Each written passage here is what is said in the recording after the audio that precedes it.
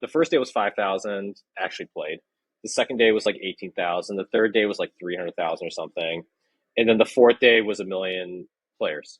I would love nothing more than for someone else to use the things that we've built to hit much higher heights and much bigger successes than anything we would have created. To me, that's like a form of success. If you're trying to build truly permanent composable applications, you have to be on an Ethereum compatible system.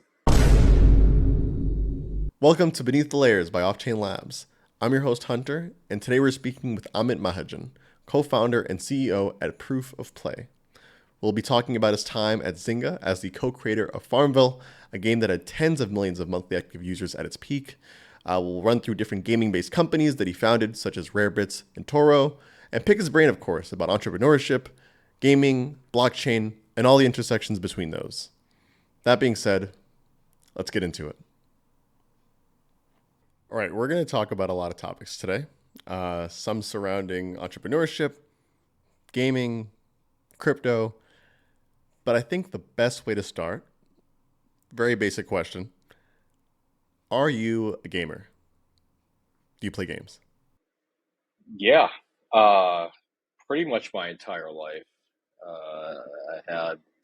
I had the NES robot when I was like 3 years old, and basically have been playing some form of game ever since. So, like, I think as soon as I was able to comprehend like a game, what a game was, I was playing games. That's great, by the way. NES Robot. Wow, I think the first console that I had was the Sega Genesis, if I remember correctly.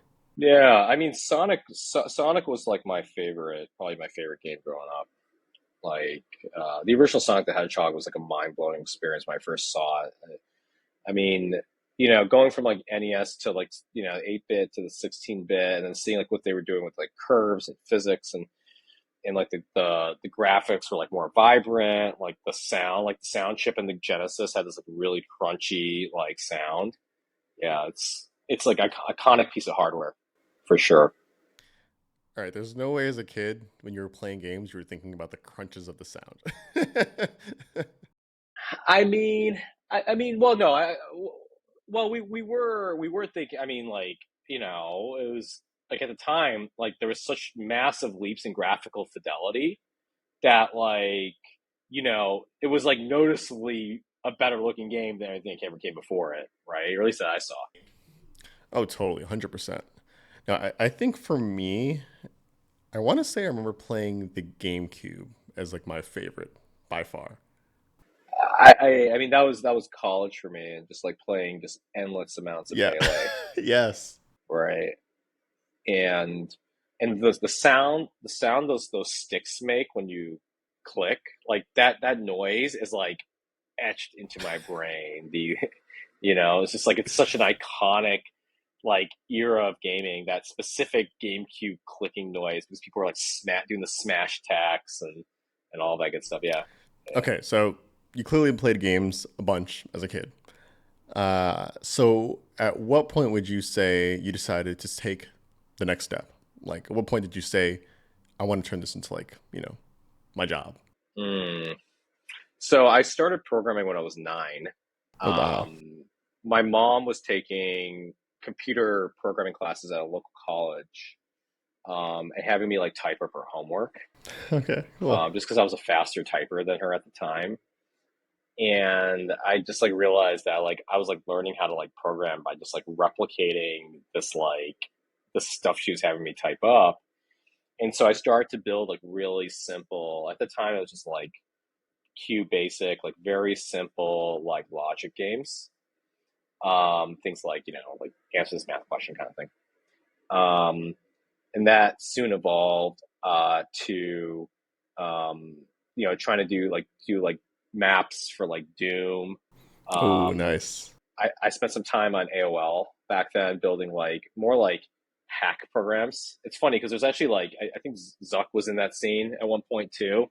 Um, there's like this like weird thing where like a bunch of people like learned how to like program by building like Visual Basic applications that were like let you just like go and like cause mayhem on AOL. um, and then yeah, then I started to like basically do more work modding like Doom and Quake and those engines, and eventually got to a point where I was hitting a wall with what I was able to do in Quake. And so I started to build my own 3D engines, and start to learn like how to build like OpenGL and so on. So I kind of like knew I was going to be in games. It was like kind of like a thing I knew from like a young age. And then in college, I interned at Electronic Arts. I worked on Sims 2 on the console. And after graduating, I had like a choice between like Blizzard and Epic and Raven. Those guys were working on, I don't know if it wasn't Quake 4 yet, but it was like some first person shooter. Or the Sport Team with like Will Wright at EA.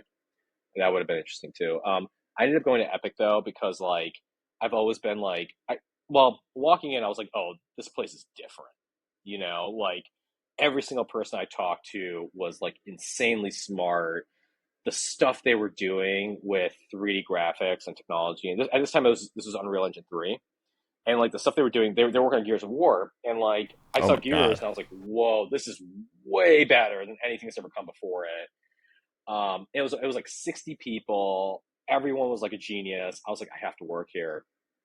And so, they made me an offer. I moved to North Carolina, and I was a engine developer, tools developer, and like a small like gameplay programmer on Gears of War.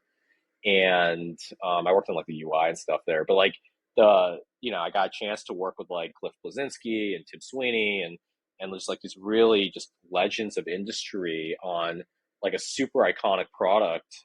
And it was amazing. Like just the density of talent at Epic was just like, it was it's Epic is like the inspiration for a lot of what we're doing now at Proof of Play. It's just like I'm like, how do I build a team that's like that strong, where like every single person's a hitter?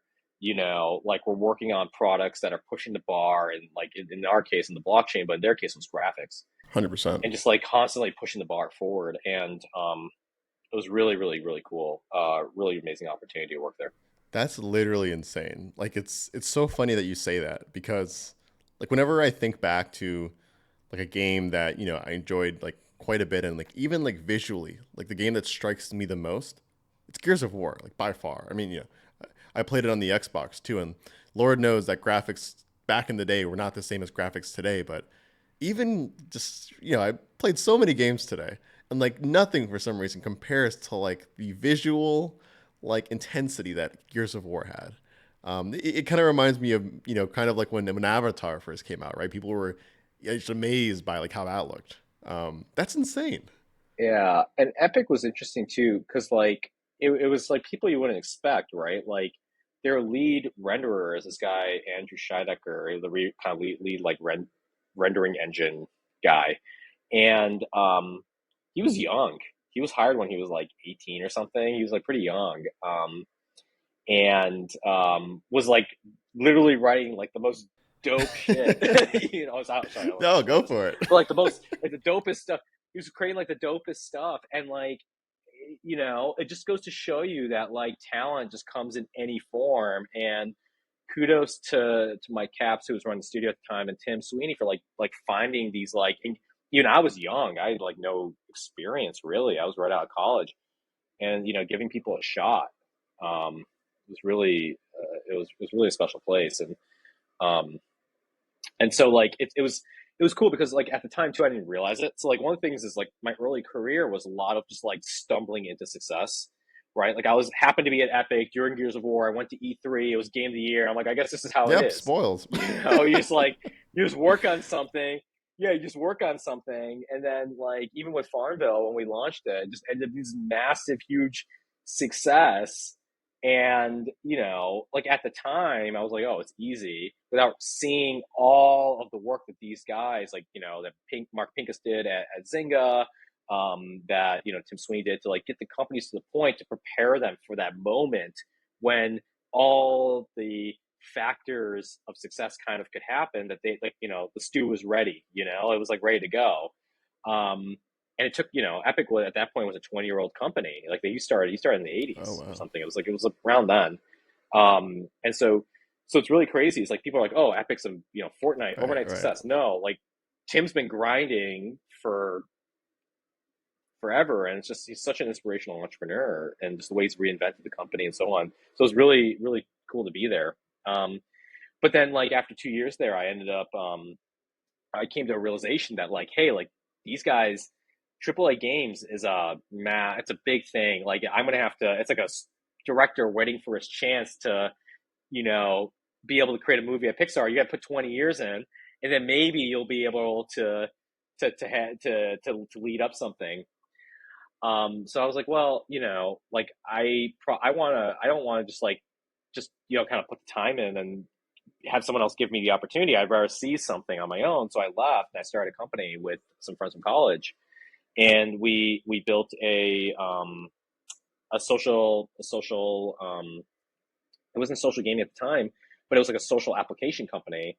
And we started off by building something like a Habbo Hotel for like MySpace. Nice. You know, Habbo Hotels, like, oh yeah, like it's funny because like the metaverse is like this thing, but I've seen like, multiple generations of metaverse products. Dude, 100%. And yeah, and spoiler, they all tend to not work. And like the reason why is like, so you basically, people have a room, they go in, they have their avatars, they chat, they like build their little virtual room. But then like, then what? Like what's like, why don't I just text people? Like, why am I showing up in this world and going through all the extra song and dance just to walk over to you and then talk to you in text anyways? So it turns out that you're adding all this friction to like the social experience, and no one wants that. And so, so it didn't really work. In fact, like we looked at our retention, and it was like just like the worst retention. Like we had this advisor from Facebook. He came in and he's like, "This is like the worst retention I've ever seen. You guys should just like shut your company down."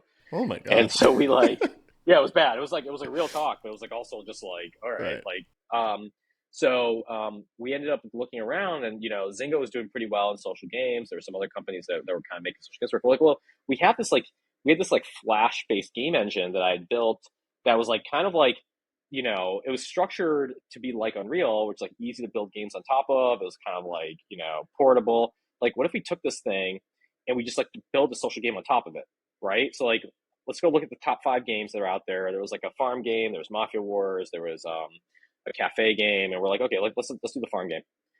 And so we came up with this like 4-week plan of building a farm game using our existing technology. And at the same time, we were like running out of money. We'd raised a little bit of money. We like went and talked to a bunch of social gaming companies. We're like, do you want to, license our engine? And most of them were like, we just want to buy the team. And so Zynga made a really compelling offer. They're like, come build the game with us. Like, we have like all the structure. Like we can like basically like take the idea and like supercharge it. And so we ended up joining Zynga. And then 5 weeks later, we launched FarmVille with, a combination of our technology, some of Zynga's technology, the people at Zynga. Like it ended up being a really, really cool thing. And then, we had a bet. We're like, well, how many people are going to play this thing? And I remember my bet was like, I think 5,000 people will play this game in the next week. Right. And, the first day it was 2,000. The first day was 5,000 actually played. The second day was like 18,000. The third day was like 300,000 or something. And then the fourth day was 1 million players. So the game, yeah. Wait, what? Okay, hold on. I'm sorry. I just have to know, like, what was the exposure tactic then? Like what, got all those people to play the game all at once? Like, was Zuck pumping it on his Facebook timeline or something? Or no. So the way it worked, and this is, I mean, again, we can look back and like, I think one thing you'll see is, I'm not going to bullshit all this podcast. I'll tell you exactly how it was. I think there's a couple things that were really interesting about that period of time. One, so we set the game out to friends and family. That's how we seeded it. It was literally just friends and family, and it spread from there. But there's a couple things that really worked. One was that Facebook at the time was like they needed growth. So they had this like all these social channels, and they didn't properly value their distribution. So we were able to get billions of free impressions by just like using the platform features that were there. Like what would cost you billions of dollars today in ad spend on Facebook, we essentially got for free. Oh, wow. Okay. That was one. Two is that Zynga already had a couple games that were decently big. And what they were doing is they had this thing called the cross promotion bar, which is at the top of it. And they would basically send players from one game to another. And so FarmVille became the main cross promotion bar on top of every other Zynga game as soon as they saw how well it was growing, right? The third thing is that, it was a bit of a lightning in the bottle moment. Like, people were looking for something to do. The graphics were like kind of like scratching this like Pixar DreamWorks style itch, right? And the theme of farming is very universal. Like, everyone knows how food grows. It's not like it crosses genders, it crosses age boundaries, it crosses ethnicities. It's just like, it's universal. And so your addressable market is just super, super huge. And so, like, you take all those things together and you end up getting something that happened to be a lightning in the ball at the right moment. And obviously there are other games that came. The game is also really well made. I think the art director of FarmVille is the art director of Proof of Play, and he created some really iconic, approachable art that people seem to like engage with,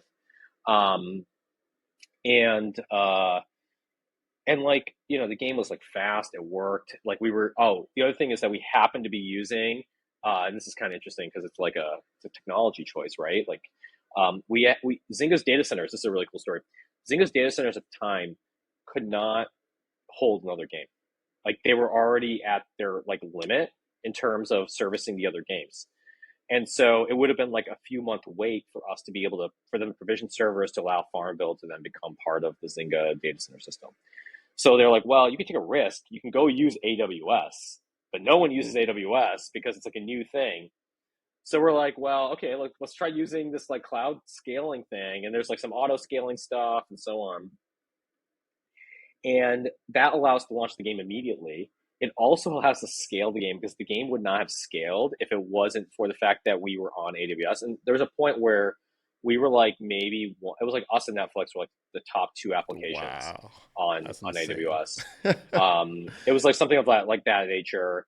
So to give you context, like at the, all numbers all in, like 300 million people played FarmVille. It did over $1 billion in revenue.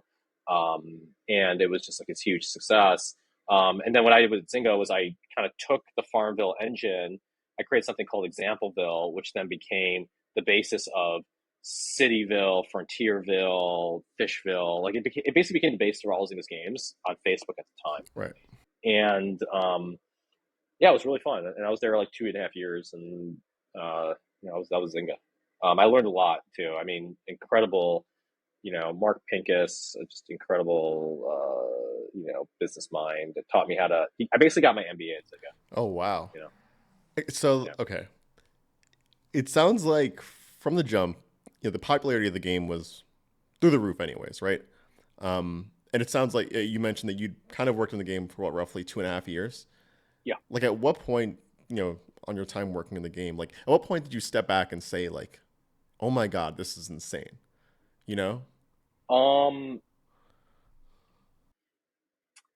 I just like, you don't know. It's weird. It wasn't until my second and third and fourth company where I'm like, okay, like, this is a slog, right?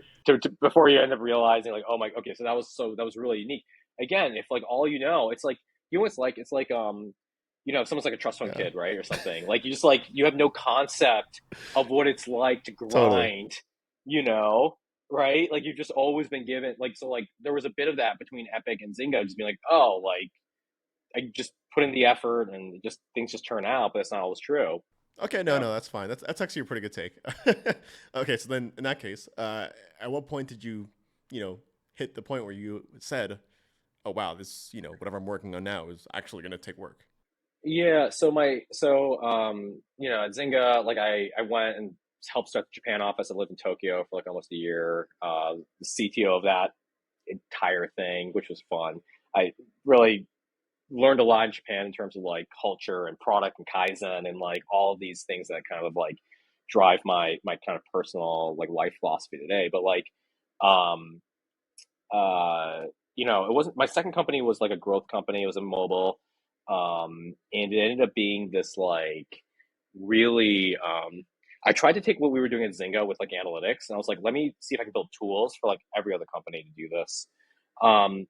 didn't really work. It was like just kind of, and what it really where we ended up was just like everyone just wanted to figure out how to like optimize their ad spend. Mm, Like that's where all the right. money was. And so we built this product, and it was like kind of working. And at some point, I was like, what am I doing in my life? I don't like optimize ad spend. Like my time is too valuable. I think there's better uses of my skills. Um, and so I ended up, Google like made us an offer for the company. We ended up getting bought by them. I was at Google for like 5 or 6 weeks. Oh, wow. That was Um, Toro, I, right? The company? yeah, yeah. And basically what we were was you basically connect all of your like your like ad spend accounts, and we use like machine learning to like automatically figure out like how to optimize your spend to basically bring down the cost of user acquisition. So the way you think about games today, No, yeah. yeah, I mean, sorry, go ahead. that's really important. That's why Google acquired you guys. Yeah, yeah, it's like it's like core, it's a core technology, but because essentially like games today, what they do is they calculate like how much money are you making from someone over the lifetime of the game, and then how much you have to pay to bring a new player into the game. And if this is bigger than this, if the LTV is bigger than your cost of user acquisition, then you have a profitable game, and you put unlimited dollars into user acquisition because it's just the engine. Every dollar you put in, you get $1.10 or whatever, right? And so that's all game companies are playing that today.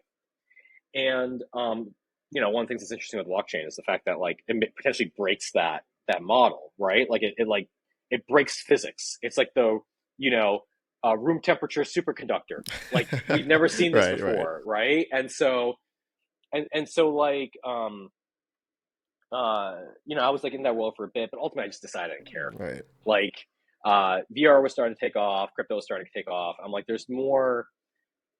I feel like there's just deeper technology Right. to work on.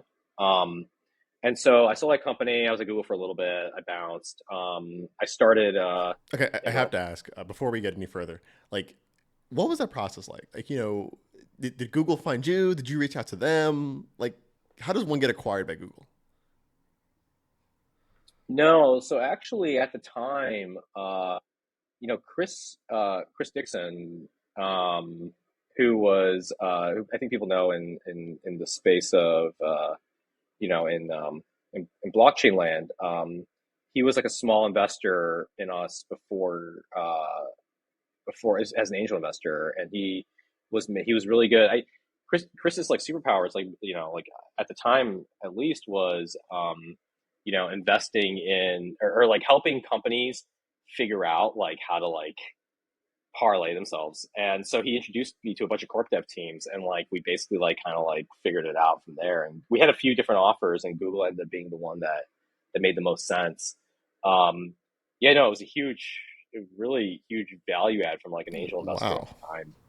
Chris has been like a really great advisor, and like he's been really helpful over the years.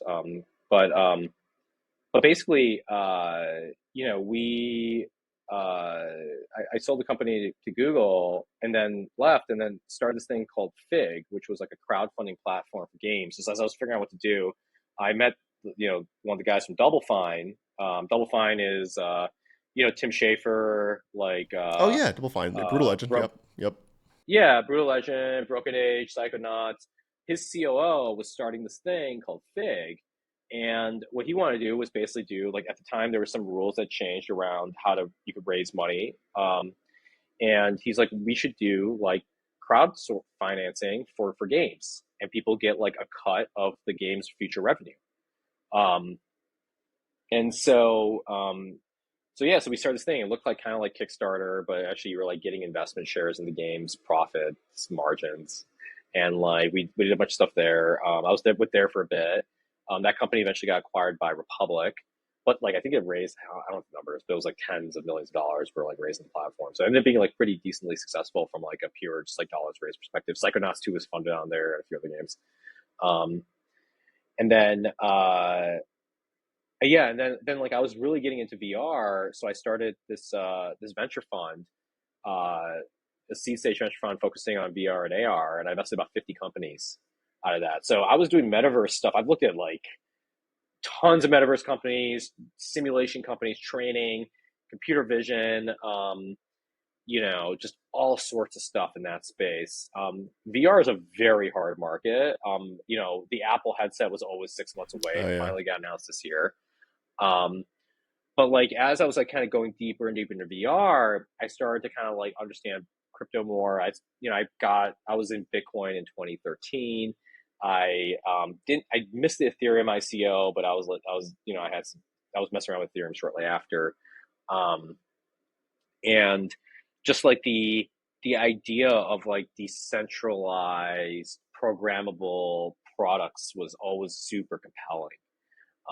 And you start to realize that when you're in like a VR world and you're dealing with virtual items, it makes sense to have like some sort of like state transfer, property transfer mechanism like this, because the traditional things that we've been building have always been kind of like for physical property, not digital property.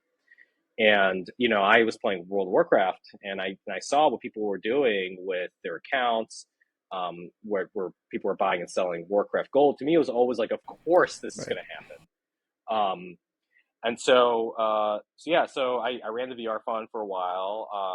It's still going. I mean, I'm still like having to maintain a bunch of it, but we're like mostly dormant now, waiting for it to resolve. And then start to mess around with crypto full time. I started a company with a buddy of mine back in 2017. This is like right after the big ICO boom, and like the smart contract tools were starting to get good. And we're like, well, let's go build fantasy sports on chain. So we started to build a fantasy sports app, and like we actually had a full. It's crazy. We had a full like the equivalent of FanDuel, like running on Ethereum. Like I built the smart contracts, like we had the Oracle. It was like pulling into the sports No data gas from problems? Oracle. It was a full thing. Well, at the time, gas was cheap, right? This was Oh, Ethereum, before right? CryptoKitties. Right. Well, so Yeah. that's what happened. So basically, CryptoKitties launched. No, this is actually what happened. So CryptoKitties launched, and I was like, this is nuts. Like, we should just build Zynga on chain. Like, what are we doing? Like, why are we messing with this stuff when this is obviously working? So we saw CryptoKitties, and I thought it was like a little bit more, and we started thinking about a game. I was like, okay, we could do like a robot fighting game or something like that. It'd be really cool. We could do like NFTs that change. But what if we decide to actually, well, we can't be the only ones thinking this. And I don't particularly like building content. Like I actually don't like, I mean, I'm running a game company now, but like, I don't like building content because it's like so like hit or miss. So like, how can I make this like structurally more sound? I was like, well, what if we just build just the marketplace tools for these games, right? Where people can buy and sell the game items. Okay, well, it doesn't have to be just games. We use all NFTs. Okay, there's already exchanges. Why don't we do an NFT exchange? So we ended up building this product in like a month. It was called Rarebits. And I'm like, at some point, I say this in every interview. At some point, I need to go like look at it. I need to like go look and see when we deployed versus when OpenSea deployed, because they claim they're the first, but they may Do they not be claim that? actually. Really? I'm surprised that they do. They claim they're the first NFT marketplace, but I think there's like, I mean, the chain will prove it, but if not the first, it's fine. We were like in the same like week or two. But anyway, so long story short, we ended up building this thing, and like then like the crypto market crashed. Like I am very, very, very good at timing bear markets in crypto. So basically, like we launched Rarebits, and then like everyone's like ICOs are dead, right? The SEC action, Oh China ban, god. it's all gone, right? NFTs were going to be the thing, but then like there was no usage. It was like 400 active users across all dApps. Like it wasn't working. And so we basically like we're building Rarebits for almost like 2 years, where we're trying to make anything work. Like we had this product called Fanbits, where anyone could like upload their own art. In fact, Xcopy like uploaded a bunch of art on Fanbits, but it was like backed by AWS. So like the metadata was like on AWS, so it was like centralized still. So like it was like, so it's like lost time.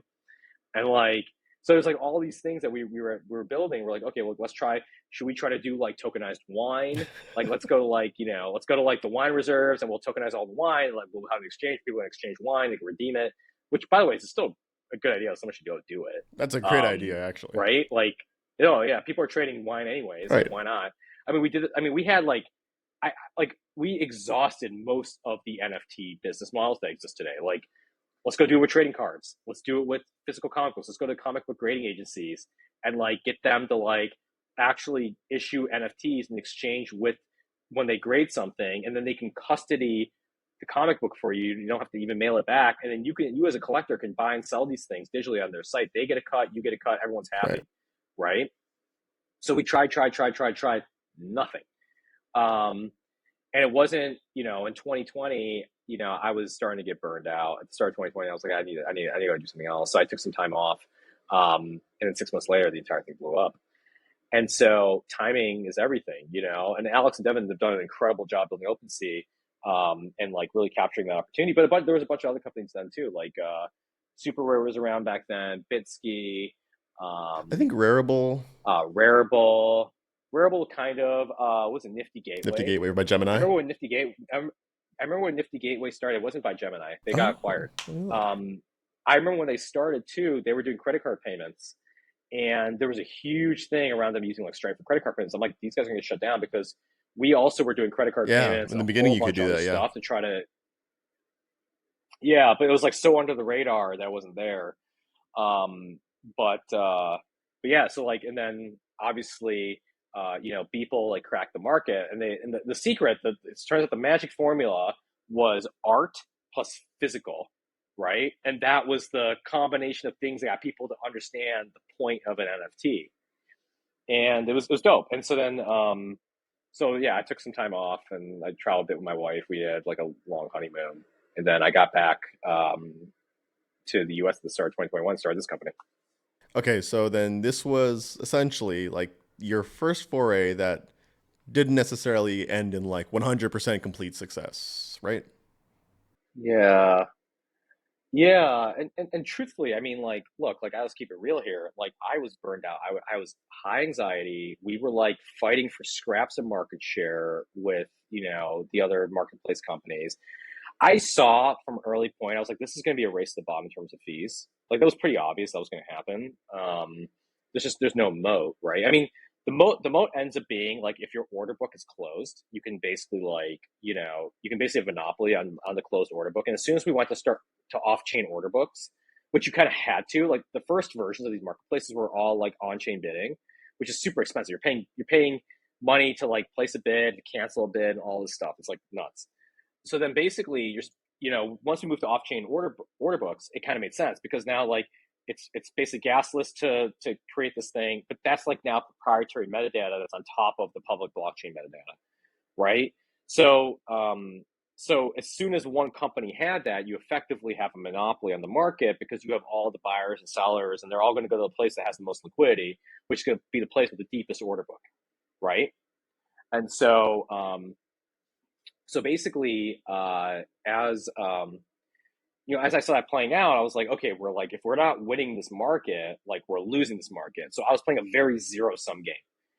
And like, I start like to just truthfully, like I start to like go to therapy, start to meditate, start to take my personal health more seriously, dabbled in other forms of self-growth. And eventually just you can read between the lines. And then basically just decided that like, you know what, like I want to play bigger games. And so like one of the things, so I took some time off and then came back to this. I mean, I have no doubt, like if we kept Rarebits going, like we had the money, we raised like $7 million from Spark, and like a bunch of really incredible angels and other founders and stuff. Like it was like, we had like years of runway. We could have kept going, but ultimately it was like our own ability and conviction and grit to stay through. That was like the problem. And so I vowed to myself, like when I start something else, like I got to focus on the inputs. Like, how do I create a company where I'm excited to show up every day, where if regardless of what happens with the outcome, that like my identity is not tied to it. Like I can show up, I can like leave it all in the field, put in great work, not pay attention to competition. Ideally play in a market that's not zero sum, that's positive sum, right? And so that was proof. That's how I came up with proof of play. Is like games are, we're collaborating together on building the Ethereum ecosystem out, right? Like we are, like so here's an interesting take. So like FarmVille, 300 million players. The game was shut down in 2020. It's just gone, right? Like why? Like what happened to that database? And there was 1 billion+ hours put into the game. It's just gone. That player investment and creativity, the stories that people told, investments the creativity they displayed in their farms and their worlds, it was just wiped off the face of the earth, and there was no chance for it to ever exist. And so I started to think about what is permanence.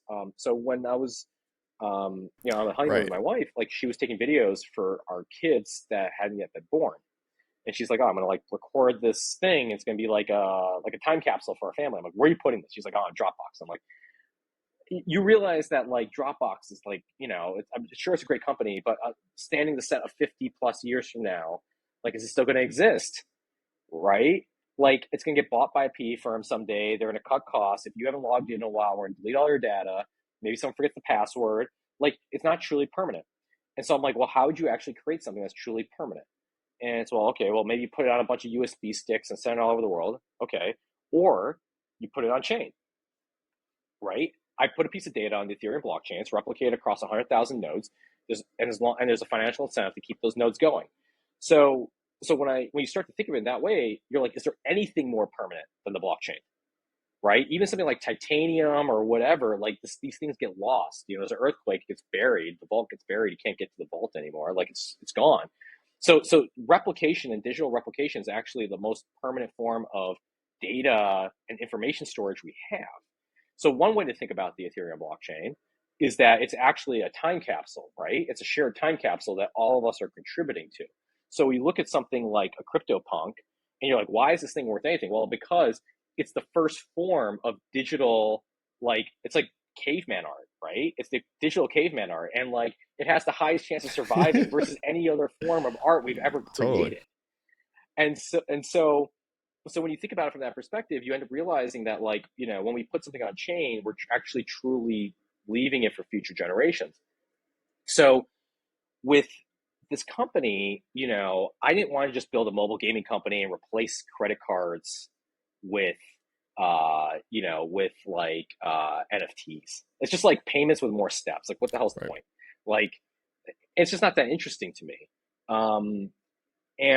So the question is what can you actually build using the blockchain that's more interesting? Okay, well, permanence, building things that truly last forever. So if I put a game on chain, it's a forever game, right? We can walk away. Right now, Pirate Nation is using no server resources, right? It's running on chain, and anyone can interact with the contracts directly and keep playing the game.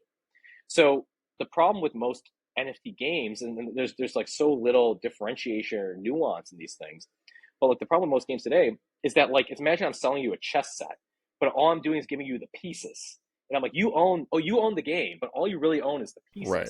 If you want to actually play the game, you have to come over to my house, use my rule book, and use my board, right? And so, and I keep track of who wins or loses, right? And so you end up realizing that there's different forms of this stuff. So one of the things that I want to do is I was like, maybe we can actually build fully on-chain games. We can put games that will run forever. You can bring your own client. So if Flash is deprecated again or whatever technology, Unity is no longer supported, you can bring your own. You can actually build a different client for the game, because the game itself is not represented visually; it's represented by the state that's on the blockchain. Totally. So the actual game is literally just the bytes and bits that are in each block transaction, and then all you're doing as a player is interacting with a representation of that game state. And so you can start to see when our company's called Proof of Play, really what we're doing is we're building these on-chain game mechanics. So when you come and you play a game, there's no way I think about this. It's you as a player, when you play Zelda or you play Gears of War, you are writing the story of Marcus Phoenix. You're writing the story of that character, right? And when you play the game, the history of that specific instance of that character is the history of your gameplay, right? So one way to think about it is that every time you play a game, you're crafting this narrative. Now, if you're playing a game where every move is stored, where everything you do is permanent and inscribed, now what you're doing is you're actually writing the character of that, not just for yourself, but for everyone else too. So when a player, for example, is playing a game, playing Pirate Nation, and they're doing stuff in it, what they're actually doing is creating the story of their pirate through their gameplay action. And a collective set of players doing that are actually writing the history of that universe just by playing the game. And so you start to get these really cool things where you end up realizing that gameplay, just playing, every player is a creator, but not in the very literal sense of like you're actually creating the gameplay world, the items and things, but you are filling in the richness of the universe, right? If you look at Eve Online's been online for like 20 plus years now. Like there's an entire history of Eve Online. There's companies that have come and gone, these huge space battles, and sabotage, and assassins, and all these other things. And it's because they created this open-ended world in which players can actually take really unique actions. And so for us, we were always going to build on-chain games because to me, the whole point of this technology and the reason it's, to like deal with is not for the financialization of the NFTs, is to create new types of gameplay experiences that couldn't exist before, and you enable a new type of game development that couldn't exist before. And so, one of the most powerful things which hasn't played out yet, again, I got my start modding, right? Like I was creating maps for Doom and Quake, and I was like editing, the code and creating new game modes and all this other stuff. Like someone can come in, they can literally fork Pirate Nation. You could do that today. Like you can go in, you could be like, I'm gonna copy all the contracts over, I'm gonna copy all the data over, and I literally have a copy of this game that's running, and you could change whatever you want about it, right? So you end up realizing now games are remixable the same way that music is remixable. And so you start to see that like now we're starting to get into like the really nuanced, unique properties of building blockchain games. And so that was the point of this company, right? Was to explore the scope of what we could do with that. And it's also pretty dope because again, it's a positive sum thing.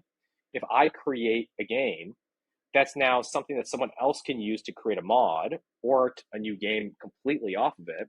And the thing that they create, presuming it's on chain, which it will be if it's using the same technology that we're using, is now something that we can use to build our future games. So now instead of building in silos alone, we're building together, and everything we put out there becomes, kindling for someone else's fire. Oh no, 100%. And it's so funny because I feel like that brings me back to like a couple of years ago. When I first actually kind of got into crypto, I went to school for mechanical engineering, so like, I just like learning things, not necessarily engineering, I just like learning. And one of the things I did was I tried the Loom course, like the Crypto Zombies course that they offer, and quickly, from learning about Solidity through that course, I figured out that you can you can like essentially take different attributes from different smart contracts that have nothing to do with what you're doing, and pretty much base whatever you're creating off of pre-existing things that are already out there in the blockchain. Like that's what I think is so cool about all this, right? It's this permissionless nature that allows anyone to build on top of something else or like connect with something else, and I just love it. Interoperability has got to be the coolest thing about blockchain.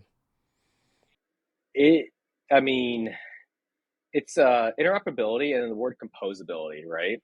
So you can take Uniswap and put it on top of Aave and put it on top of whatever, and so they call it DeFi building blocks for a reason. But games are the same way, right? I can take a crafting system, I can take a loot drop system, I can take a quest system. The quest system calls the loot system, which then gives me items that I can then plug into the crafting system to then go build the thing, right? And so if you look at games now, most of them are just composition. I'm going to take the combat system from this game, the leveling system from this game, and so you start to see kind of how we start to create gaming building blocks that people can then plug and play and create things faster. So what I'm really hoping is that as a result of all of this, we end up getting like an explosion of creativity. Like I would love nothing more than for someone else to use the things that we've built to hit much higher heights and much bigger successes than anything we would have created. To me, that's like a form of success, right? And so, yeah, it's just, I mean, ultimately, we got to do things for a bigger reason, right? It can't just be like and like, look, obviously, like I believe in capitalism and like building ongoing like I believe that like the capitalist model is like the way to like, really kind of like breed innovation. But that's not enough. There's got to be like more purpose behind it.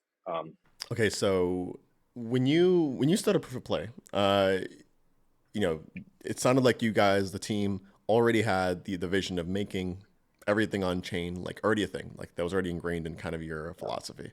In that case, you must have known that Ethereum was not an option.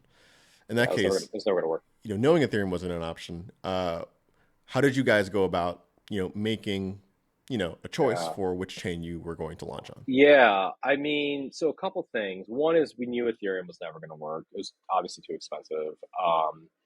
Polygon was super interesting at the time, and you guys were too early. I think you guys and Optimism were both just like too. I mean, the roll up was super. The idea of roll ups was really interesting, but it was just like too early. Um, and I mean, Polygon, there was like other games on it. I don't like want to be like the first one to take a risk No one on new does. technology. We're already taking, we're already taking so much like product risk, right? Just by building blockchain games. So like taking a risk on technology too was like, it was a bit much. And so we're like, okay, let's use Polygon. The bridging technology seems to work. So we built the game, and the first goal was to like kind of like just try to get to a prototype really fast. Like my entire thing is like ship like all the time. We're just like shipping all the time. I mean, we've launched like 29 releases now with Pirate Nation. I think release Oh 30 my came out God. today. Congratulations. So like, yeah. No, we launched the game. We like launched the game. We did a free mint in November. We launched the game in December. We've done 30 releases. People don't realize this, that the team is just like, my KPI and my like internal metric is like dev cycle speed. Like how do you just ship faster, right? And so like when we launched Pirate Nation, it was on Polygon. You have to like, we did a free mint on Ethereum because we wanted, because not a lot of people had Matic gas or whatever at the time. And like, we're like, okay, start on Ethereum and then bridge. And so then people had to bridge the game to Polygon. And then we had this technology we built, which we basically abstracted away all of the gameplay pop-ups and the gas. So we use a relayer. We use essentially a game wallet, which essentially is authorized. Your main wallet signs a transaction to authorize it to take gameplay actions only on your behalf. And then so we're like basically signing transactions under the cover. We're sending them to a relayer where we pay for the gas and then send to the chain. So the gas cost of the chain is really, really important because that's like our like literal like cost center, right? But in exchange, you get this like seamless user experience. If you haven't played Pirate Nation, like, it's like, it's seamless. You log in once, you see MetaMask once ever, and then it's just gone. It's just, then you're just playing the game. It's like every other mobile game you've ever played. And so, but what's really cool about that is that like, okay, so we had the game running, people were playing it. It was really unique at the time because like the gameplay was like deeper, like because most blockchain games, like they were like people were hand coding these Solidity things, and like it was a real mess. And like we like architected things to be a little bit like more dynamic and now it's even gotten even better. But that was like the alpha version of our technology. And then like Polygon started running issues where like they had trouble scaling, and we were spending $3,000 to $4,000 a day on gas. Oh my God. Like, okay, and then like the not so subtle secret is we've raised, a healthy amount of money to like sustain the company, allow us to do this. We have really great backers. We haven't talked about who those people are yet, but it's been really it's allowed us to like kind of do this like R&D and like figure this stuff out, right? And so we were like spending money on gas, and we're like, okay, this is not working. So we ended up taking the game, and we're like, okay, we need to do a migration. And that's when we started looking at you guys. And Nova was like really, really interesting because it was like this super cheap thing that allowed us to like ultimately, like, I believe that ownership and gameplay validation are different things, right? They're different execution environments. Like if you have an expensive asset or a game item or whatever, you want that secured by, the L1, right? Ideally, in decentralized network and all that other good stuff. But then when you start to think about like, okay, like did my pirate, go on a quest? Like I don't need the full force of the Ethereum L1, mining system Right. to validate that. Yes, I did go on this quest. So Nova was a really great option because it was like super, super cheap. And now, it's interesting. We're actually like unit profitable, which basically means we make more money in like just kind of economic activity in the game from secondaries than we spend on gas. So Very like, rare, which especially for crypto projects. yeah, no. So yeah. Well, I mean, unit profitable is different than like absolute profitable. Like it's like, but just to be clear, like we still have overhead in terms of employees, which is like much higher than this. But the point is this is that like like we've like kind of made the operations work, and it's cool because like the like the transactions are faster. Like I can be an ad for you guys if you want. Like, Go for but it. Answer. but no, yeah, but like Nova's been great. You guys have been great to work with. Like, yeah, we know this. We sing your praises in public all the time, and like and like it's cool. And so that's how, I mean, ultimately, the truth is though, like I see the end state of this stuff as application specific chains. I think what you don't like right now, we're like lucky because we're like, it's like you guys have a hit application on your chain, and then all of a sudden we're like, we're back to competing with other companies for block space. Like what ended up happening on Polygon is they got really popular, and like we were competing with block space. But the cool thing is like now our technology, we can like migrate, like we can literally like fork from like one chain to another. We're like chain agnostic. It's like actually really, really, really dope, the stuff that we've put together. But the answer, in the end, I'm not taking credit for this. It's like it's all the engineering team. But like the uh, I do think that the future of this stuff is going to be like you take your project or whatever, you create a isolated execution environment for it, and then you have like shared validators or something like that across that and other execution environments, and that ends up being like that makes more sense to me. It's like shared hosting versus dedicated hosting, in terms of like if you were to draw an analogy. Okay, so then looking from the outside in, because of course, working at Offchain Labs, my mind is always focused on Arbitrum layer two stuff. Did you guys at any point consider launching on another layer one, I should say, or any other blockchain other than Ethereum or layer two? No, no, no, just Ethereum. If I'm anything, I'm an EVM maxi. And not to diminish the other chains.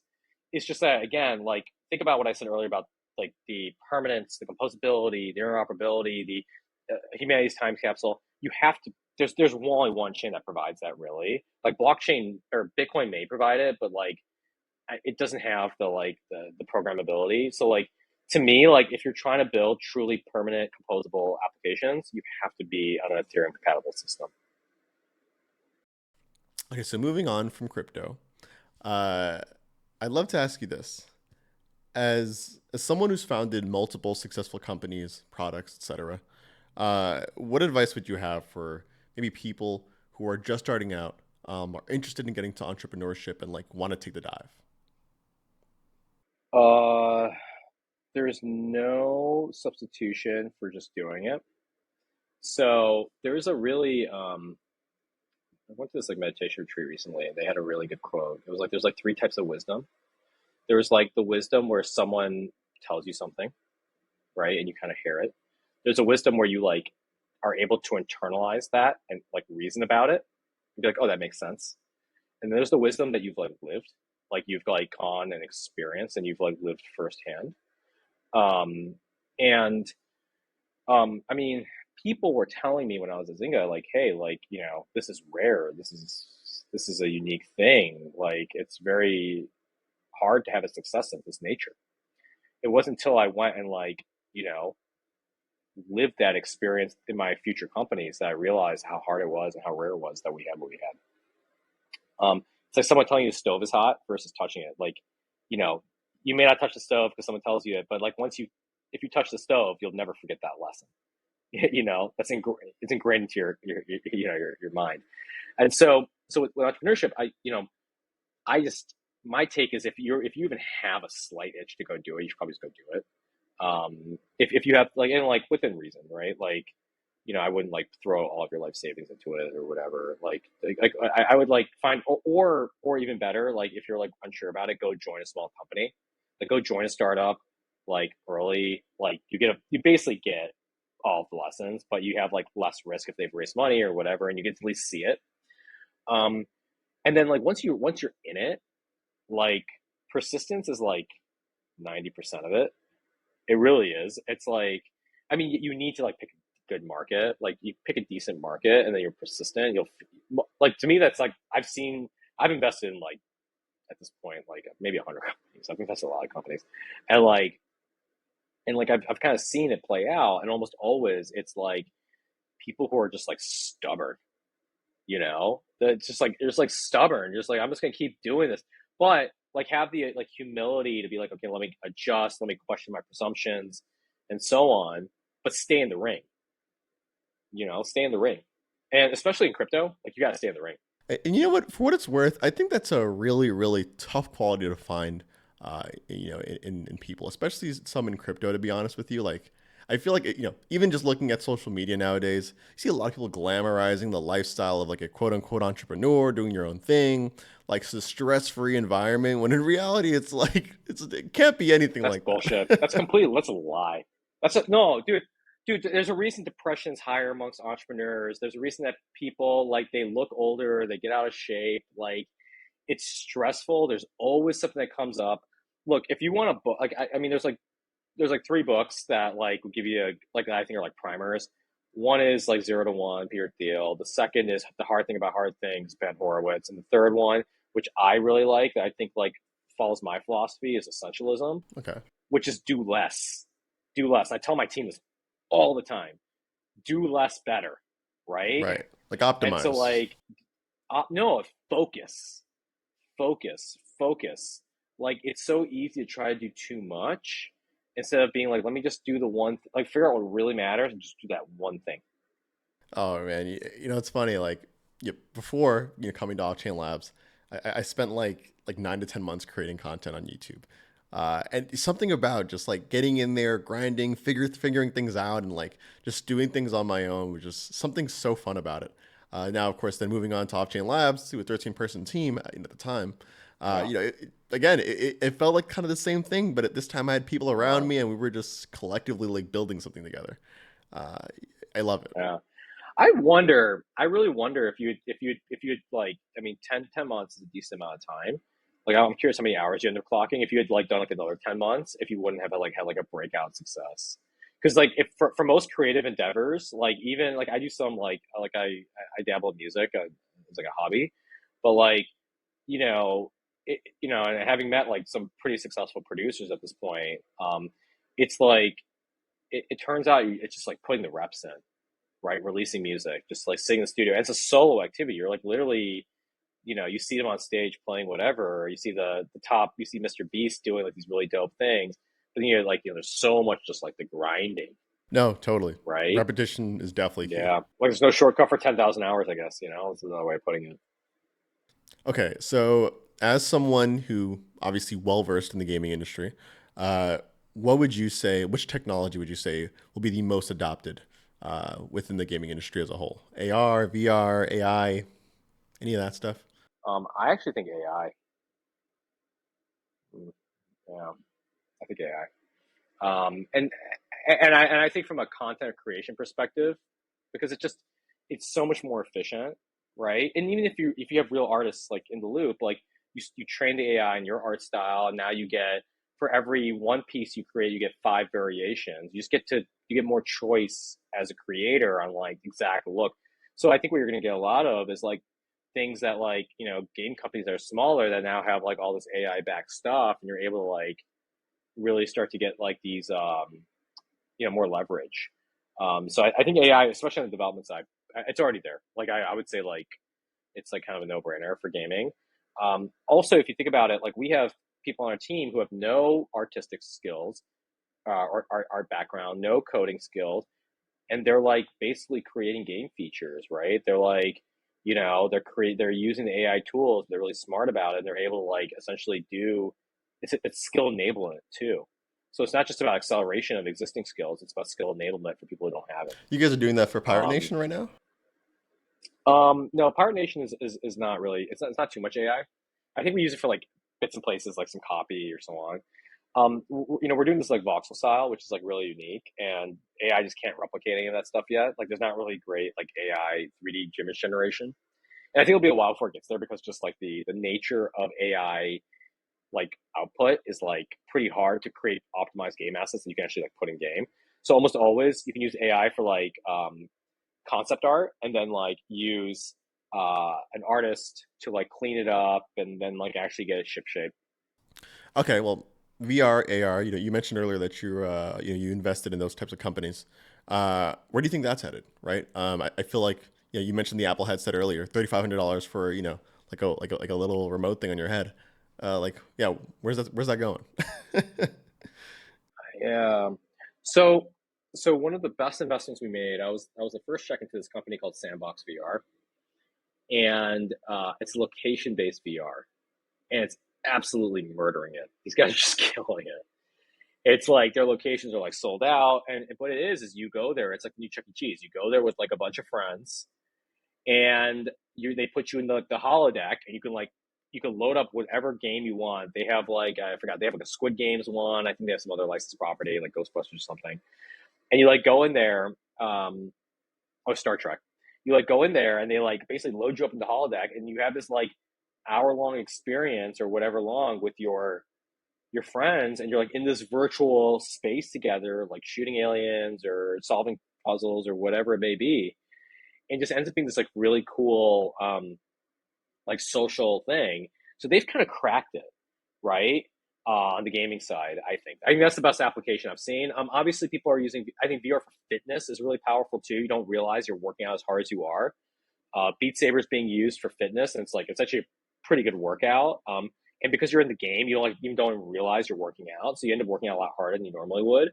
I think VR in airplanes, Ooh, that's a like good one. if you're in a coach middle seat, like put on a VR headset, and all of a sudden you're somewhere else. It's a way better experience than staring at the back of the seat. Um, and then on the Apple side, I mean, like on like the business side, like yeah, like Apple's kind of figured it out. Like, why do I want one monitor when I can have 15? Right? Like, why do I can bring my desktop with me anywhere? And so, like the virtual productivity stuff, I think is really powerful. Other people have tried it, but the problem with it is that like you need the integration with the OS, and so that's where the Apple stuff really works. And then on I mean, the Air stuff, like it's no one's gonna be walking around with consumer Air glasses anytime soon. This is all gonna be like enterprise things. The other place that VR and AR work really, really well is in training and simulation. So we've invested in a bunch of companies that are doing like medical training, medical simulation, that kind of thing. Right. You can keep going. Yeah. And and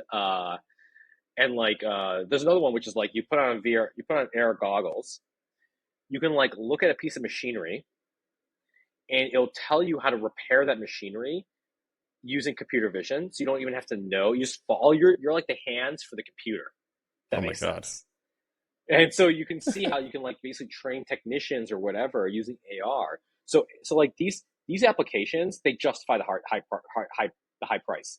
Like someone working at Lockheed Martin on like whatever some piece of machinery, you know, they're going to be paying the $3,500 for the headset, so their technicians are like 10x more effective at their jobs, right? Right. And so now it all starts to make sense. But on the consumer side, I think we're a ways away, personally. And that's exactly what I was gonna say. Because like it almost feels like with 4K, right? When 4K first came out, like you would only see it at these like big box stores, like on the walls or something like that, or like the Best Buys maybe, but like they were extremely expensive and no one was buying it. It just wasn't affordable. But nowadays you can get one for like $100 probably. May not be the best 4K, Yep. but it's a type of 4K. So I don't know. I could see the same thing happening. Maybe you can get one of these things for $100 one day. Um, hopefully if it's a relatively good one for $100. Yeah, I mean, or not. I mean, there's like physics involved.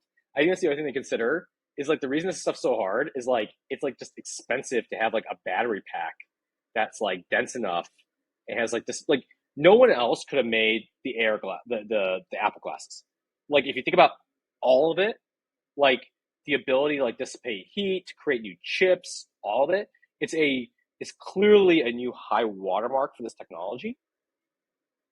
We'll see if people. I mean, I'm gonna get one day one, but like it's like no one else could have built this. So thank thank you, Apple, for like continuing to push the bar forward, because like, we've been waiting for something like this. Facebook tried for a while, but they were going a different direction with like low cost hardware. No, totally. That's what I was gonna say. Like, maybe when the bull market comes back, if it ever comes back, I'll order a headset. If I can afford it. Yeah, yeah, I'm sure it's gonna be a stat symbol. All right. Well, I think we can end off there. Amitt, thank you so much for coming on. We appreciate you for lending us your expertise on gaming entrepreneurship and everything else. That being said, I guess we'll see you next time. All right, great. Yeah, yeah. Thank you for having me. Thank you for watching this week's episode of Beneath the Layers. If you're interested in listening to more, make sure to check us out on YouTube or on any of the other major podcasting platforms. Also, we're hiring. So if you're interested in working on cutting edge tech, scaling Ethereum, etc., make sure to apply at jobs.lever.co/Offchain Labs.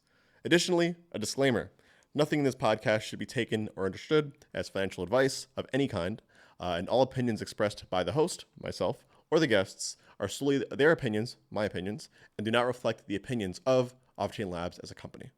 All that being said, thank you for watching. See you guys in the next one.